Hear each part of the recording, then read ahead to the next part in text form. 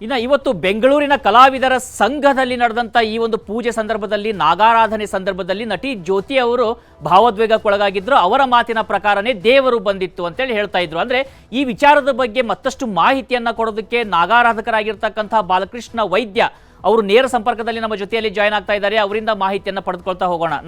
ಬಾಲಕೃಷ್ಣ ವೈದ್ಯರೇ, ನಮಸ್ಕಾರ. ನಮಸ್ಕಾರ.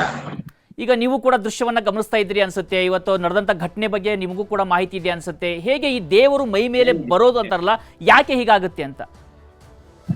ಅದು ನಾವು ಪ್ರೀತಿಯಿಂದ ದೇವರನ್ನು ಆರಾಧನೆ ಮಾಡಿದಾಗ ನಮ್ಮ ಮಾನಸಿಕವಾದಂತ ಪ್ರೀತಿ ಇದೆ ನೋಡಿ, ಆ ಪ್ರೀತಿಯಿಂದ ಅದು ಆಕರ್ಷಣೆ ಆದಾಗೆ ಆಗುವಂತದ್ದು.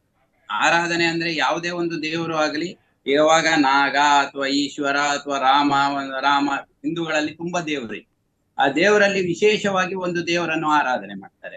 ಆರಾಧನೆ ಮಾಡಿದಾಗ ಮತ್ತೆ ಮನೆತನದ ಒಂದು ವ್ಯವಸ್ಥೆಗಳು ಬರ್ತದೆ. ಅಲ್ಲಿ ನಮ್ಮ ಈ ಆಲಡೆಗಳು ಅಂತ ಇಲ್ಲಿ ತುಂಬಾ ಕಡೆ ನಮ್ಮ ಇಲ್ಲಿ ಸಿರಿ ಜಾತ್ರೆ ಆಗ್ತದೆ, ನಂದಳಿಕೆ ಸಿರಿ ಜಾತ್ರೆ, ಹಿರಿಯಡ್ಕ ಸಿರಿ ಜಾತ್ರೆ, ಇಂತಲ್ಲಿ ಎಲ್ಲ ಮನೆತನದ ಒಂದು ದೈವ ದೇವರು ಸಹಿತ ಆಲಡೆಯಲ್ಲಿ ಬಂದು ಈ ತರದ ಒಂದು ಮೈ ಮೇಲೆ ಆಕರ್ಷಣೆ ಆಗುವಂತ ವ್ಯವಸ್ಥೆಗಳು ಇದೆ. ಇನ್ನು ಈ ಪೂಜೆ ಆರಾಧನೆ ನಡೀತಾ ಇರುವಂತ ಸಂದರ್ಭದಲ್ಲೇ ವಿಶೇಷವಾಗಿ ಇಂಥ ಅನುಭವಗಳಾಗ್ತಾವ ಅಂತ? ಹೌದು, ವಿಶೇಷವಾಗಿ ಅನುಭವ ಆಗ್ಬೇಕಿದ್ರೆ ಅದು ಆ ಸಂದರ್ಭದಲ್ಲೇ ಆಗ್ಬೇಕಲ್ವಾ.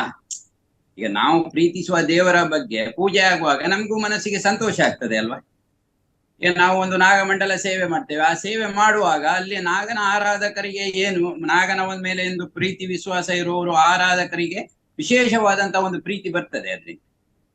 ಈಗ ಸಾಮಾನ್ಯವಾಗಿ ನಾವು ನೋಡ್ತಾ ಇರ್ತೀವಿ, ನೀವು ಹೇಳ್ತಾ ಇದ್ರಿ ಆಂಜನೇಯ ಹೀಗೆ ಸಾಕಷ್ಟು ದೇವರಿದ್ದಾರೆ ಅಂತೇಳಿ, ಆದ್ರೆ ವಿಶೇಷವಾಗಿ ನಾಗಾರಾಧನೆ ಸಂದರ್ಭದಲ್ಲೇ ಇಂತಹ ಅನುಭವಗಳು ಹೆಚ್ಚಾಗಿ ಕಾಣಸಿಗ್ತಾವ ಅಂತ? ನಾಗಾರಾಧನೆ ಅಲ್ಲ, ಆಲಡೆಯಲ್ಲಿಯೂ ಕಾಣ್ತದೆ, ಬೇರೆ ಬೇರೆ ಪೂಜೆಯಲ್ಲಿಯೂ ಕಾಣ್ತದೆ. ಬರೀ ನಾಗಾರಾಧನೆಯಲ್ಲಿಯೇ ನೋಡ್ಬೇಕಂತ ಏನಿಲ್ಲ, ಬೇರೆ ಬೇರೆ ಈ ನಮ್ಮ ಇಲ್ಲಿ ಡಕ್ಕೆ ಬಲಿ ಅಂತ ಆಗ್ತದೆ, ಕಡೆಗೆ ಬ್ರಹ್ಮಮಂಡಲ, ನಾಗಮಂಡಲ ಅಂತ ನಮ್ಮ ಕಾರ್ಯಕ್ರಮ ಆಗ್ತದೆ. ಆಲಡೆ ಕ್ಷೇತ್ರ ಅಂತ ಹೇಳ್ತಾರೆ. ಆಲಡೆ ಕ್ಷೇತ್ರ ಅಂದ್ರೆ ಒಂದು ಮಾತೋಬಾರ ದೇವಸ್ಥಾನದಲ್ಲಿ ಎಲ್ಲಾ ದೈವ ದೇವರು ಇರ್ತದೆ, ಸಾವಿರಾರು ದೈವ ದೇವರ ಒಂದು ಸ್ಥಾನ ಇರ್ತದೆ. ಅದರಲ್ಲಿ ಅದನ್ನೇ ನಂಬಿಕೊಂಡು ಬಂದ, ಹಿಂದಿನಿಂದ ನಂಬಿಕೊಂಡು ಬಂದಂತ ಮನೆತನದ ಒಂದು ವ್ಯಕ್ತಿಯೋ 2 ವ್ಯಕ್ತಿಯೋ 10 ವ್ಯಕ್ತಿಗಳು, ಇಂಥ ವ್ಯಕ್ತಿಗಳಿಗೆ ಅದು ಆಕರ್ಷಣೆ ಅನ್ನುವಂಥದ್ದು. ಇನ್ನ ವೈದ್ಯರು, ಈಗ ಜ್ಯೋತಿಯವರು ಹೇಳ್ತಾ ಇದ್ರು, ನನಗೆ ಈಗ ವಯಸ್ಸಾಗ್ತಾ ಇದೆ, ತುಂಬಾ ವೈಬ್ರೇಷನ್ ಆದ್ರೆ ತಡ್ಕೊಳ್ಳೋದಕ್ಕೆ ಆಗೋದಿಲ್ಲ, ಹೀಗಾಗಿ ಕಡಿಮೆ ಬಾ ಅಂತ ನಾನು ದೇವರಲ್ಲಿ ಕೇಳ್ಕೊಂಡಿದ್ದೆ ಅಂತ. ಆ ರೀತಿಯಾಗಿ ಕೇಳ್ಕೊಂಡಂತ ಸಂದರ್ಭದಲ್ಲಿ ಅಂತ ಅನುಭವಗಳಾಗ್ತಾವ? ಅಂದ್ರೆ ಕಡಿಮೆ ಬರುವಂತದ್ದು, ಕಡಿಮೆ ವೈಬ್ರೇಷನ್ ಆಗುವಂತದ್ದು, ಆ ರೀತಿಯೂ ಸಾಧ್ಯತೆಗಳು ಇರ್ತಾವ? ನೋಡಿ, ಸಾಮಾನ್ಯವಾಗಿ ಈ ಜನಗಳಿಗೆ ಈ ಒಂದು ಏಜಿನಲ್ಲಿ ದೇವರ ಮೇಲೆ ಅಷ್ಟು ನಂಬಿಕೆ ಇರುವುದಿಲ್ಲ. ಸಾಮಾನ್ಯ ನಮ್ಮ ಒಂದು ಅನುಭವದ ಮಾತನ್ನು ನಾನು ಹೇಳ್ತಾ ಇದ್ದೇನೆ. ಒಂದು ಏಜಿನಲ್ಲಿ ಅವರಿಗೆ ಅನುಭವ ಇರುವುದಿಲ್ಲ, ಅವರ ಹಿರಿಯವರು ಮಾರ್ಗದರ್ಶನವೂ ಕೊಡುವುದಿಲ್ಲ. ನಿಮ್ದು ಇಂಥ ಮೂಲ ಸ್ಥಾನ ಅಥವಾ ಒಂದು ಮೂಲ ಆಲಡೆ ಅಥವಾ ಇಂಥ ದೇವರಿಗೆ ನೀವು ವರ್ಷಂಪ್ರತಿ ಪೂಜೆ ಮಾಡಬೇಕು, ಹೋಗಿ ಪ್ರಸಾದ ತಗೊಂಡು ಬರ್ಬೇಕು ಅಂತ ಅವರಿಗೆ ಗೈಡೆನ್ಸ್ ಕೊಡುವುದಿಲ್ಲ ಹಿಂದಿನವರು. ಕೊಟ್ಟರೆ ಅದು ಆ ವ್ಯವಸ್ಥೆಗಳನ್ನು ಕಂಟ್ರೋಲ್ ಅಲ್ಲಿ ಇಡಬಹುದು. ಸಾವಿರಾರು ಜನ ಇದ್ದಾರೆ ನಿಮ್ಮ ನಂದಳಿಕೆ ಸಿರಿ ಜಾತ್ರೆಯಲ್ಲಿ. ಕೊನೆಯ ಈ ತರ ನಮ್ಮ ಏನು ಆಕರ್ಷಣೆ ಆಗುವವರು ಸಾಮಾನ್ಯ ಒಂದು 5,000 ಜನ ಇರ್ಬೋದು.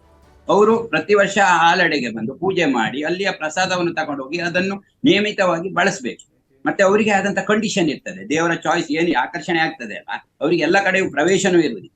ಒಂದು ನಿರ್ದಿಷ್ಟವಾದಂತಹ ವ್ಯವಸ್ಥೆಯಲ್ಲಿಯೇ ಅವರು ಬದುಕಬೇಕು. ಈಗ ನಾವು ಒಂದು ನಿರ್ದಿಷ್ಟವಾದಂತ ವ್ಯವಸ್ಥೆಯಲ್ಲಿ ಹೇಗೆ ಬದುಕ್ತಾ ಇದ್ದೇವೋ, ಅವರು ನಿರ್ದಿಷ್ಟವಾದಂತ ವ್ಯವಸ್ಥೆಯಲ್ಲೇ ಬದುಕಿದ್ರೆ ಅದು ಅವರಿಗೆ ಉತ್ತಮ ಫಲ ಕೊಡ್ತದೆ. ಅವರು ಏನಂದ್ರೆ ಈಗ ದೈವ ಮಾನವರು ಅಂತ ಏನ್ ಹೇಳ್ತಾರೋ, ಅವರು ಹೇಳಿದ್ದನ್ನು ನಡೆಸುವಲಿಕ್ಕೂ ಆ ದೈವಿಕ ಶಕ್ತಿ ಅನುಗ್ರಹ ಕೊಡು. ಖಂಡಿತ. ಇನ್ನ ಅದಕ್ಕೆ ಕಾಲಮಿತಿ ಅಂತ ಇರುತ್ತಾ? ಸ್ವಲ್ಪ ಹೊತ್ತು ಮಾತ್ರ ಬಂದು ಹೋಗುವಂಥದ್ದು, ಅಥವಾ ಇಷ್ಟೇ ಸಮಯ ಬರುತ್ತೆ, ಹೆಚ್ಚು ಬರುತ್ತೆ, ಆ ರೀತಿಯಾದಂತ ಕಾಲಮಿತಿ ಕೂಡ ಇರುತ್ತಾ, ಅಥವಾ ಸ್ವಲ್ಪ ಮಾತ್ರ ಬಂದು ಹೋಗುವಂಥದ್ದ? ಇಲ್ಲ, ಸ್ವಲ್ಪ ಮಾತ್ರ ಬರುವುದಲ್ಲ, ಸಾಮಾನ್ಯವಾಗಿ ಅವರಲ್ಲಿ ಆ ದೈವಿಕ ಶಕ್ತಿ ಇದ್ದೇ ಇರ್ತದೆ. ಈಗ ಒಬ್ರೊಬ್ರು ಹೇಳ್ತಾರೆ 3-3 ಗಳಿಗೆ ಅಂತ. ಈ ನಾಗಾರಾಧನೆ ಮಾಡುವ ನಾಗಪಾತ್ರಿಗಳಾದ್ರೂ ಅಷ್ಟೇ. ಈಗ ನಮ್ದು ವೈದ್ಯ ಅಂದ್ರೆ ನಾಗಾರಾಧಕರ ಕುಟುಂಬದಿಂದ ನಾವು ಬಂದಿರುವಂತದ್ದು.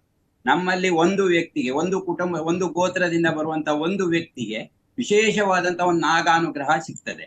ಅದು ಜಪ ತಪ ಮಾಡಿ ನಾವು ಮಾಡುವ ನೇಮ ನಿಷ್ಠೆಯಿಂದ ಅದನ್ನು ವೃದ್ಧಿ ಮಾಡಿಸಿಕೊಂಡ್ರೆ ಅದು ನಾವು ಹೇಳಿದಂತೆ ಕೆಲಸ ಮಾಡ್ತದೆ. ಈಗ ಒಂದು ಚಿಕ್ಕ ಮಗುವನ್ನು ನಾವು ಯಾವ ರೀತಿಯಲ್ಲಿ ಒಂದು ಅದಕ್ಕೆ ಒಂದು ಮಾರ್ಗದರ್ಶನ ಕೊಟ್ಟು ಅದನ್ನು ಒಳ್ಳೆ ದಾರಿಯಲ್ಲಿ ತಗೊಳ್ಬಹುದು. ಇದು ಹಾಗೆ 2 ಆತ್ಮಗಳು ಇದ್ದ ಹಾಗೆ. ಅದು ಒಂದು ದೈವಿಕ ಆತ್ಮ, ಒಂದು ನಮ್ಮ ಆತ್ಮ. 2 ಆತ್ಮಗಳು ಸಂತೋಷದಲ್ಲಿ ಇದ್ರೆ ಯಾವುದೇ ಒಂದು ಸಂದರ್ಭದಲ್ಲಿ, ಈಗ ನಾವು ಹೋಗ್ತೇವೆ, ನಮಗೆ ಎಷ್ಟೇ ಒಂದು ಇದಾದ್ರೂ ಆ ಆಕರ್ಷಣೆಯನ್ನು ಹೊರಗಡೆ ಈಗ ಏನು ಇಲ್ಲಿ ಇವರಿಗೆ ಈ ಹೊರಗಡೆ ಕಾಣಿಸಿಕೊಂಡಿದೆಯೋ ಅದನ್ನು ಕಂಟ್ರೋಲ್ ಮಾಡ್ಲಿಕ್ಕೆ ಆಗ್ತದೆ. ಇನ್ನು ಆ ಸಂದರ್ಭದಲ್ಲಿ ಯಾವ ರೀತಿಯಾದಂಥ ಅನುಭವ ಆಗುತ್ತೆ? ಹೊರಗಡೆ ಬೇರೆ ಏನು ಗೊತ್ತಾಗೋದಿಲ್ವಾ ಅಥವಾ ಹೇಗಿರುತ್ತೆ ಆ ಅನುಭವ ಅಂತ? ಆಕರ್ಷಣೆ ಅಂದ್ರೆ ಅದು ಒಂದು ಎಡಿಷನಲ್ ಪವರ್ ಬಂದು ಸೇರಿದಾಗೆ. ಅದು ನಾನು ಆತ್ಮದ ಒಂದು 2 ಆತ್ಮಗಳು ಹೇಳಿದೆ ನೋಡಿ, 2 ಆತ್ಮಗಳದಲ್ಲಿ ಅತಿ ಸಂತೋಷದ ವಿಷಯದಲ್ಲಿ ಬರುವಂತದ್ದು. ಈಗ ನೋವಾದ್ರೂ ಬರ್ತದೆ, ತುಂಬಾ ನೋವಾದ್ರೂ ಅದು ಆಕರ್ಷಣೆ ಅನ್ನುವಂಥದ್ದು ಬಂದದ್ದು ತುಂಬಾ ಕಡೆ ಉಂಟು. ಆ, ಖಂಡಿತವಾಗಿಯೂ ಧನ್ಯವಾದಗಳು ಬಾಲಕೃಷ್ಣ ವೈದ್ಯ ಅವರೇ. ನಮ್ಮ ಜೊತೆಯಲ್ಲಿ ಮಾತನಾಡಿದ್ರಿ, ಜಾಯ್ನ್ ಆಗಿ ಸಾಕಷ್ಟು ಮಾಹಿತಿಯನ್ನು ತಿಳಿಸ್ಕೊಟ್ಟಿದ್ದೀರಿ. ವೀಕ್ಷಕರೇ, ನೀವು ಕೂಡ ಗಮನಿಸ್ತಾ ಇದ್ರಿ, ಸಾಕಷ್ಟು ಬಾರಿ ನಂಬಿಕೆಗಳು ಅವರವರ ಅನುಭವದಲ್ಲಿ ಆಗುವಂಥ ಸಾಕಷ್ಟು ಘಟನೆಗಳು ನಡೀತಾ ಇರ್ತವೆ. ಕೆಲವೊಬ್ಬರಿಗೆ ಅದು ಸೈಕಾಲಜಿಕಲ್ ಅನಿಸ್ಬೋದು, ಕೆಲವೊಬ್ಬರಿಗೆ ಆಧ್ಯಾತ್ಮಿಕವಾಗಿ ಅನಿಸ್ಬೋದು. ಅವರವರ ಅನುಭವಕ್ಕೆ ಬಿಟ್ಟಂಥ ವಿಚಾರ ಇದಾಗಿತ್ತು ಇವತ್ತಿನ ಅಪ್ಡೇಟ್ಸ್.